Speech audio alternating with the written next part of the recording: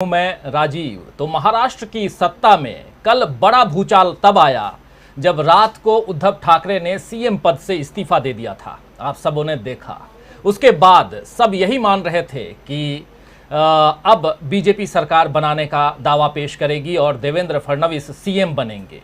तमाम मीडिया चैनलों में जो मुंबई में बैठ करके बड़े बड़े चैनलों के लिए, बड़े बड़े मीडिया हाउसेस के लिए काम कर रहे पत्रकार, वो लगातार यही बात कह रहे थे कि अब देवेंद्र फडणवीस जो हैं वो मुख्यमंत्री बनेंगे। और ये तस्वीर देखिए, देवेंद्र फडणवीस की लड्डू खाती हुई तस्वीर जो है ये जारी हुई थी, लेकिन सत्ता का लड्डू उनके हाथ तक आया, मुंह तक नहीं पहुंच पाया।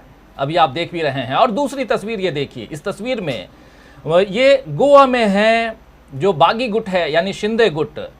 जिस समय ये घोषणा देवेंद्र फडणवीस ने की कि मैं सीएम नहीं बन रहा हूं बल्कि सीएम बन रहे हैं एकनाथ शिंदे, और उसके बाद उनके साथी जो सूरत होते हुए पहुंचे थे गुवाहाटी, और गुवाहाटी टू गोवा में गोवा का नाम लेते ही आप सब जानते हैं कि जो जगह है वो आराम के लिए ज़्यादा जाना जाता है, और ये आराम तलबी विधायक आराम का कुछ ज़्यादा ही यहाँ दिखाई दे रहा है कि वो इस्तेमाल इस शब्द का ज़्यादा कर रहे हैं। ज़्यादा कुछ मैं नहीं बोलना चाहूँगा। विधायक गण हैं और इनमें से कई लोग मंत्री बनेंगे। तो ये ऐलान आज हुआ, और इस ऐलान के बाद सीएम एकनाथ शिंदे बनने वाले हैं। 7:30 बजे ओथ लेंगे। लेकिन दूसरी तरफ एक तस्वीर और भी सामने आई है। उस तस्वीर में जहाँ देवेंद्र फडणवीस ने ये घोषणा की कि एकनाथ शिंदे बनेंगे सीएम, मैं नहीं बनूंगा, वहीं दूसरी तरफ एक और भी खबर अभी थोड़ी देर पहले आई।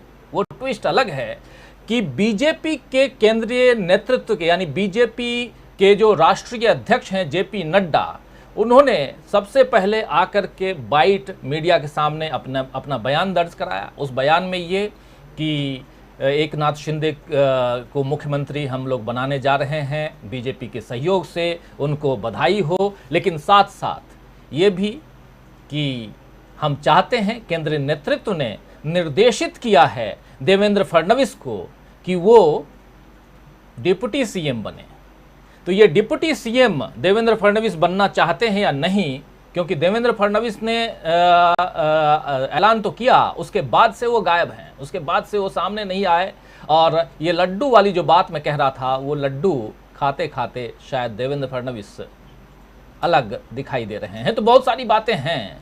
इस बीच एक चाय वाला और ऑटो वाला की तस्वीर भी चल रही है। चाय वाला यानी कि प्रधानमंत्री नरेंद्र मोदी, और ऑटो वाला यानी शिंदे, ये तस्वीर भी खूब चल रही है। और इस तस्वीर में यही कहा जा रहा है कि देखिए पीएम बैठे हुए हैं, चाय वाला पीएम बना है और सीएम ऑटो वाला बनने जा रहा है। तो खैर, ये आईटी सेना जो है बीजेपी की, वो अलग अलग ट्वीट्स कर रहे हैं। इन आईटी सेल से अगर बाहर निकलें तो हम साफ देखेंगे कि और देख रहे हैं कि शिवसेना विधायक को सीएम बनाना ही था। अगर सवाल यहाँ है तो 2019 में क्यों नहीं बना दिया? ये काम आप 2019 में तो कर ही सकते थे।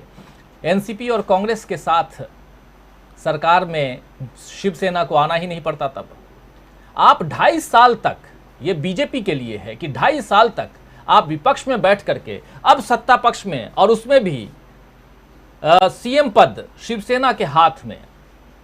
आखिर क्यों? क्या यहां देवेंद्र फडणवीस जो हैं वो मात खा गए?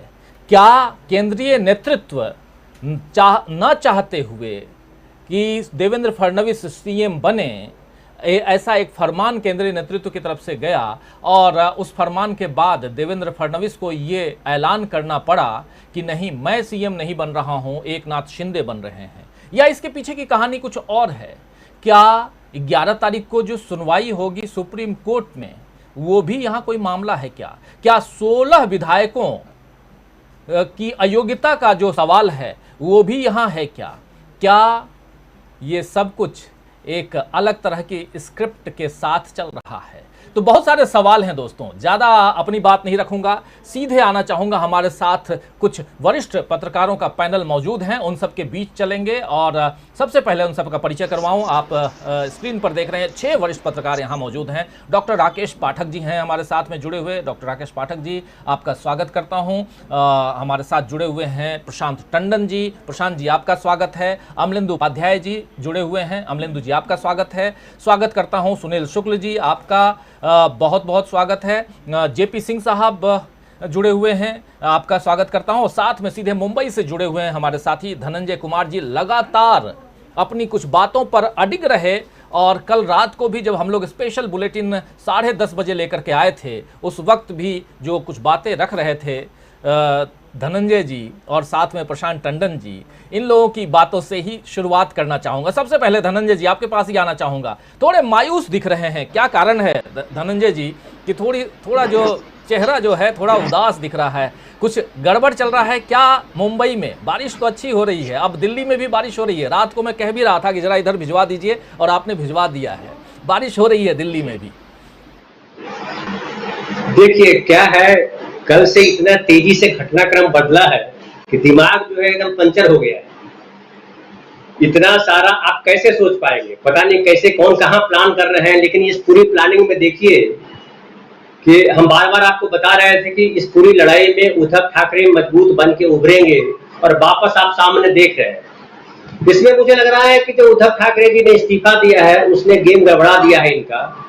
और ये जो सबसे ज्यादा जो पोपट हुआ महाराष्ट्र में, पोपट का मतलब होता है तोता, पोपट होने का मतलब होता है बेवकूफ बना देना। तो ये खुद अपने बीजेपी ने अपने जो उनके जो देवेंद्र फडणवीस थे या हैं, थे कहना गलत होगा, देवेंद्र फडणवीस का सबसे ज्यादा पोपट हुआ। आज से 2.5 साल पहले एक पोपट उन्होंने खुद किया था, जब अजीत पवार को लेकर के उन्होंने सरकार बनाई थी और सुबह, और फिर क्या तमाशा हुआ वो सबको पता था। फिर दूसरी बार फिर कोशिश की और इतनी बड़ी तोड़ फोड़ की, क्या नहीं किया। कल देखिए कितना खुशी से पेड़ा खा रहे थे वो, कहां कहां मीटिंग करने गए, कभी वो गए हेलीकॉप्टर लेकर के कहीं, और कहीं कहीं जेट विमान लेके गए, कहीं वकील को लेके मिल रहे थे, कहीं अटैची वाले को लेके मिल रहे थे। क्या क्या बेचारे ने नहीं किया। और कल उनके चेहरे पे देखिए कितनी भारी खुशी थी कि अब तो बाजी हमारे हाथ में आ गई। लेकिन सुबह तक स्थिति वही थी कि ये मुख्यमंत्री बनेंगे शिंदे, या मुख्यमंत्री बनेंगे फडणवीस, और शिंदे बनेंगे उप मुख्यमंत्री। लेकिन मुझे लगातार ये लग रहा था कि ये बीजेपी के जो केंद्रीय नेतृत्व है वो कौन सा गेम प्लान कर रहा है। क्योंकि ये जो 11 तारीख का जो मसला है, जो सुप्रीम कोर्ट का मैटर है, डिप्टी स्पीकर का मैटर है, इसमें ज्यादा बढ़िया बात करेंगे हमारे सीनियर्स जो हैं, सुनील भाई हैं, प्रशांत भाई हैं और पाठक जी हैं, जेपी साहब हैं। लेकिन मुझे उस समय से अटक रहा है कि डिप्टी चेयरमैन का, जो डिप्टी स्पीकर का जो रोल है, वो अभी भी बैक फुट पे है, जिसको फ्रंट फुट पे आना है। तो जिस तरह से सुप्रीम कोर्ट ने अपना रोल अदा किया और लोगों ने उसकी निंदा की, तो कुछ लोगों ने दबे स्वर की, कुछ लोग ईमानदारी से की। और जब आज ये घोषणा हुई कि शिंदे जो है मुख्यमंत्री बनाए जाएंगे, तब आपने देखा होगा जो प्रेस कॉन्फ्रेंस हो रहा था, उस प्रेस कॉन्फ्रेंस में कितने मायूस दिख रहे थे देवेंद्र फडणवीस। फिर उसके बाद की मायूसी मैंने देखी खुद शिंदे पे। शिंदे बहुत परेशान दिख रहे थे और वो साफ साफ बता रहा था कि ये जो प्लान हुआ है उसमें शिवसेना को कमजोर करने की जो कोशिश हुई बीजेपी की। देखिए इसमें कोई दो राय नहीं, शिवसेना कमजोर हुई इस तौर पे कि शिवसेना को वापस रिवाइव होने में, उसी मजबूती के साथ रिवाइव होने में समय लगेगा।